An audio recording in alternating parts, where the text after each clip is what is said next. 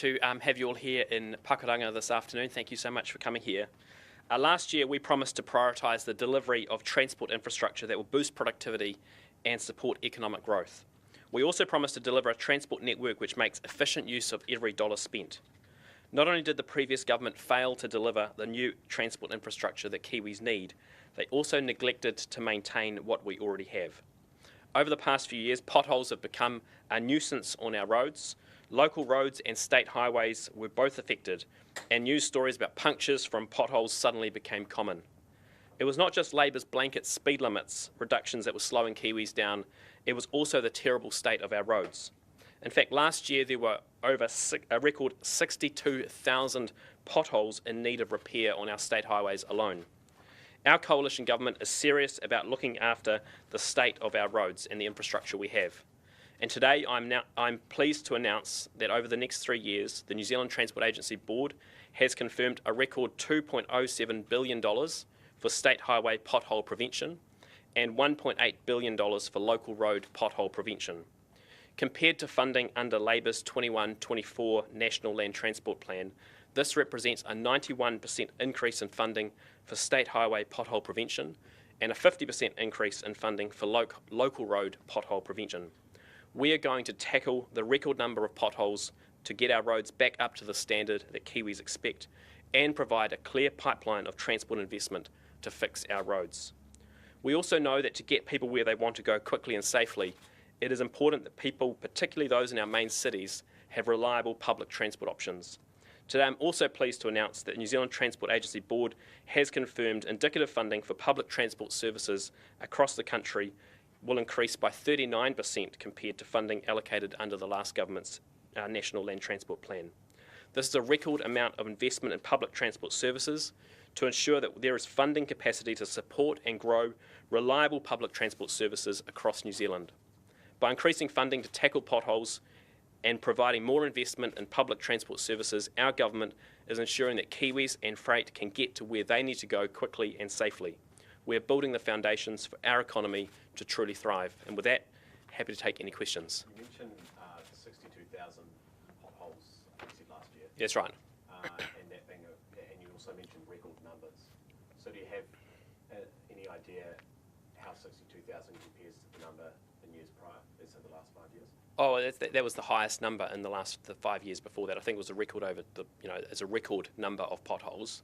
And what we're focused here is making sure we're putting the investment in place so we can reseal, rehabilitate and do the drainage work needed to prevent potholes from forming in the first place. And that's a really key principle of what we're doing here. This funding is ring-fenced to those activities which will prevent those potholes from forming in the first place. In terms of damage to Kiwis' property, yes. Do you have a sense of what that looks like cost-wise per year, for instance? Well, I think the agency's produced figures that it's very hard for people to get compensation because they need to prove there's a number of loops they need to go through. My point is I don't want Kiwis in that place in the that spot in the first place.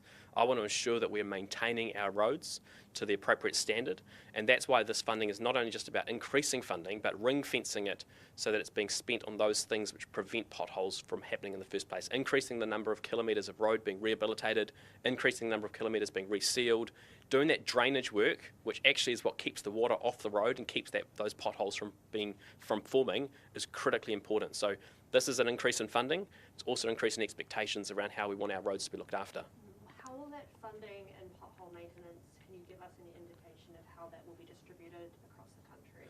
So I think the allocation there is $2.07 billion for state highways. So that's for the New Zealand Transport Agency in terms of the work they do. There's an allocation table that's part of the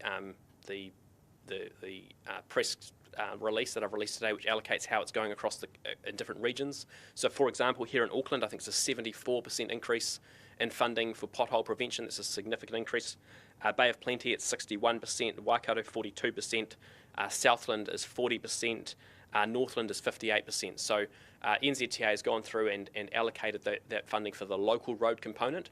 The New Zealand Transport Agency will also have to allocate their funding based on their asset management plan across the country for our state highway networks. And that public transport funding, what will that be spent on specifically? That's about public transport services, so that's making sure we have a reliable, frequent public transport services which turn up on time and which help Kiwis get where they need to go in a reliable fashion. So that's a investment in the buses, the trains, the ferries, those services that thousands of Kiwis rely on to get to work each day. This is a step change in terms of investing more in public transport so they can get where they need to go. Obviously, your priorities are different to what we've seen over the last 8 years. I guess in a general sense, can you sort of talk to or tell the average Kiwi how your plans generally when it comes to the roading network differ to what we've been seeing? Well, it's back to basics. It's about actually New Zealand road users.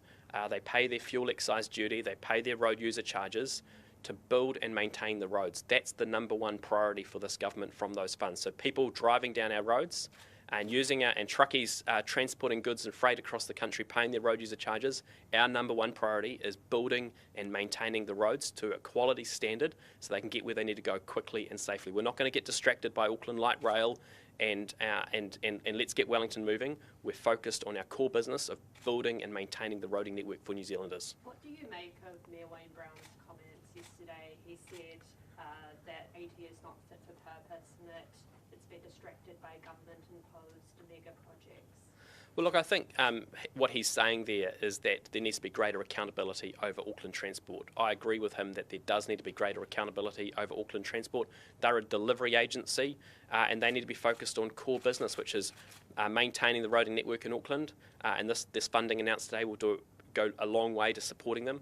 They need to be focused on actually just reliable public transport services. That's what Aucklanders need. And also they need to be accountable to the people who pay, whether it's ratepayers or taxpayers. So we agree with that. There's actually a work program we've got underway working with the Mayor to say actually what is needed to increase accountability for Auckland Transport. We're in discussions around that topic at the moment. Do you think it's helpful for him to go on social media, particularly calling it the most loathed organisation in the council? Well, I think many Aucklanders would actually agree that actually Auckland Transport is not focused on those core basics. And just like I've said to the New Zealand Transport Agency, we want you back to basics, building and maintaining the roading network. Auckland Transport needs to be doing the same. They need to stop telling Aucklanders how to live their lives and what type of mode of transport to use, and actually just focus on maintaining the network and providing reliable public transport services. That's their role. So the public transport funding, is that earmarked for any particular projects, or is that just maintenance of? Well, that's the public transport services funding. So that's to operate the bus network, it's to operate the train network, that's to operate the ferries. That's about the services. The National Land Transport Program, which will be fully released in late August, early September, will fully outline the investment in the infrastructure element. This is about the operational, continuous programs that New Zealand Transport Agency funds. Just slightly unrelated question, but the UN, this question from a colleague, the UN has called for a ban on fossil fuel advertising. What do you think of that? Look, ultimately this government's focused on actually making sure New Zealanders have the energy they need, and so we're committed to repealing the oil and gas ban. We know that gas has half the emissions of coal, and the last government overturned the oil and gas ban, which actually means we're burning more coal, which is more pollutant to our environment. So this government's focused on getting New Zealanders the energy they need, but also doubling renewable energy. We need to supercharge renewable energy here in New Zealand. It's wind, solar, geothermal. Get the red and green tape out of the way so that we can have that investment over to provide that energy security. So if I was to ask whether New Zealand should have a similar ban that's on advertising of fossil fuel. No, I mean I personally don't agree with that. Ultimately, my view is that New Zealanders need the energy that they need. We need to have a more renewable supply, and that's through getting rid of the green and red tape, which is holding back those developments. But gas is going to play a critical role in the transition, and the last government's actions have actually made it harder to get the gas we need, and that means we're burning more coal, and that's bad for the environment, and ultimately we need to have a secure, reliable energy system, and gas is going to play a really important role in that.